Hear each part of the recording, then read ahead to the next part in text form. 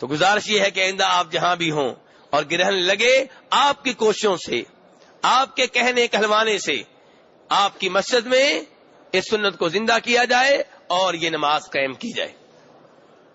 میرے بھائی، جب یہ نماز قائم کی گئی اس وقت میں حدیث عائشہ رضی اللہ عنہا بیان کر رہا تھا۔ وہ حدیث جسے روایت کیا ہے کس امام نے؟ جی اتنی جلدی بھول گئے آپ؟ امام مسلم نے اور امام نہیں، وہ تو پہلی روایت تھی، امام نسائی نے، امام مسلم نے اور امام نسائی نے، اور حدیث عائشہ رضی اللہ عنہا ہے۔ اور میں نے گزارش کی تھی یہ حدیث گھومتی ہے آپ کے حجرے اور بقیع قبرستان کے درمیان کہ نبی صلی اللہ علیہ وسلم گھر میں تشریف لائے، جناب عائشہ رضی اللہ عنہا کہتی ہیں آپ نے اپنی اوپر والی چادر اتار کے سائڈ پہ رکھ دی، نیچے والی جو چادر تھی وہ پہنے رکھی اور اس کے کچھ حصے کو اپنے نیچے بچھا لیا، جوتا اپنا اتار کے اپنے پاؤں کے پاس رکھ لیا، اپنی ٹانگوں کے پاس رکھ لیا۔ اور جناب عائشہ کہتی ہیں کہ جب آپ نے یہ سمجھا کہ میں سو چکی ہوں، جب آپ نے یہ سمجھا کہ میں سو چکی ہوں، تب آپ آرام سے اٹھے، آرام سے چادر پہنی، آرام سے جوتا پہنا، آرام سے دروازہ کھولا، آرام سے دروازہ بند کیا اور بقیع قبرستان میں تشریف لے گئے۔ جناب عائشہ رضی اللہ عنہا فرماتی ہیں میں بھی نکلی، میں نے اپنا لباس درست کیا اور چادر وغیرہ لی اور آپ کے پیچھے پیچھے دیکھوں آپ کہاں جا رہے ہیں۔ میرے بھائی، اگر عالم الغیب ہوتی تو باہر نکلنے کی کیا ضرورت تھی؟ رات کی تاریکیوں میں باہر نکلنے کی کیا ضرورت تھی؟ ادھر سے سمجھ آ جاتی کہ آپ کہاں گئے ہیں۔ اور میرے بھائی، وہ جو کہتے ہیں کہ آپ نور تھے اور آپ کی روشنی میں، آپ کے نور کی روشنی میں لوگ سوئی بھی تلاش کر لیا کرتے تھے، جناب عائشہ رضی اللہ عنہا نکل رہی ہیں اپنے گھر سے باہر، حجرے سے باہر نکلی ہیں، بقیع کا رخ کیا ہے، ان کو تو کوئی روشنی نظر نہیں آئی۔ اگر روشنی نظر آ جاتی تو ادھر سے ہی واپس آ جاتی، آگے نہ جاتی، لیکن نہیں، وہ آپ کے پیچھے پیچھے چلتی رہی، بقیع قبرستان میں پہنچی۔ فرماتی ہیں آپ صلی اللہ علیہ وسلم لمبی دیر تک کھڑے رہے، اس کے بعد آپ نے 3 مرتبہ ہاتھ اٹھا کر دعا کی اور پھر آپ واپس مڑے۔ جب آپ مڑے، جناب عائشہ کہتی ہیں میں بھی مڑی، آپ چلے میں بھی چلی، آپ تیز ہوئے میں بھی تیز ہوئی، آپ تھوڑا سا دوڑے میں بھی دوڑی، حتیٰ کہ میں آپ سے پہلے اپنے حجرے میں پہنچ گئی۔ ابھی میں لیٹی ہوئی تھی، اوپر سے آپ تشریف لے آئے صلی اللہ علیہ وسلم۔ کہتی ہیں میرا سانس پھولا ہوا تھا، میں ہانپ رہی تھی۔ آپ نے کہا عائشہ یہ کیا، تمہارا سانس کیوں پھولا ہوا ہے؟ جناب عائشہ کہتی ہیں کہ میں نے کوشش کی کہ آپ کو جواب نہ دینا پڑے، صورتحال نہ بتاؤں، لیکن آپ نے کیا کہا عائشہ مجھے بتا دو، ورنہ وہ ذات مجھے بتا دے گی جو ہر چیز کو جانتی ہے، جو باریک بین ہے، جس کے علم سے کوئی بھی چیز اوجھل نہیں ہے۔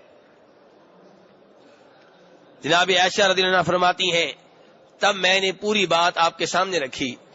آپ نے تب کہا عائشہ کیا تم اس بات سے ڈرتی ہو کہ اللہ اور اللہ کے رسول تمہارے اوپر ظلم کریں گے؟ یعنی کیسے ممکن ہے کہ رات تمہاری ہو اور میں گزاروں کسی اور بیگم کے پاس؟ جناب عائشہ اسی لیے باہر نکلی تھی نا۔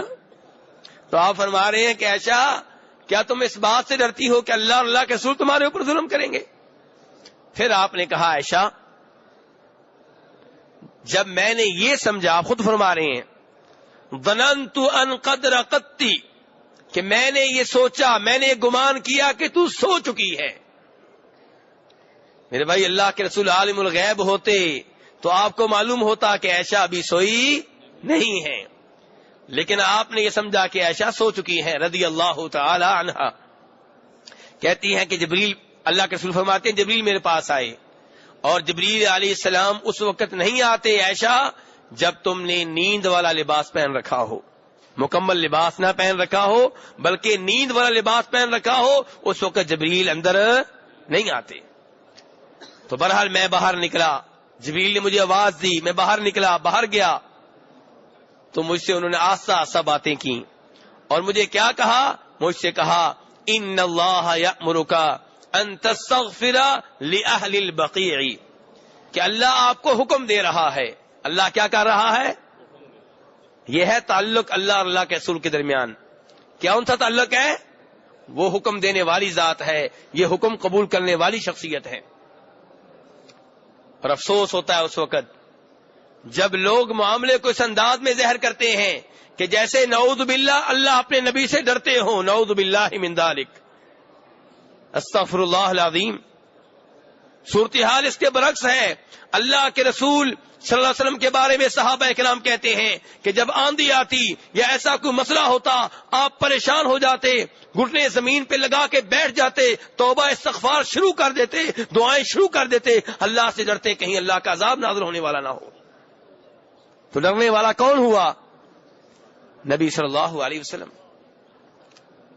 بلکہ آپ سے کہا گیا کہ آپ لوگوں سے کہہ دیں انی اخاف ان عصیت ربی عذاب یوم عظیم، کہ اگر مجھ سے اپنے رب کی نافرمانی ہو گئی تو مجھے رب کے عظیم عذاب کا ڈر لگتا ہے.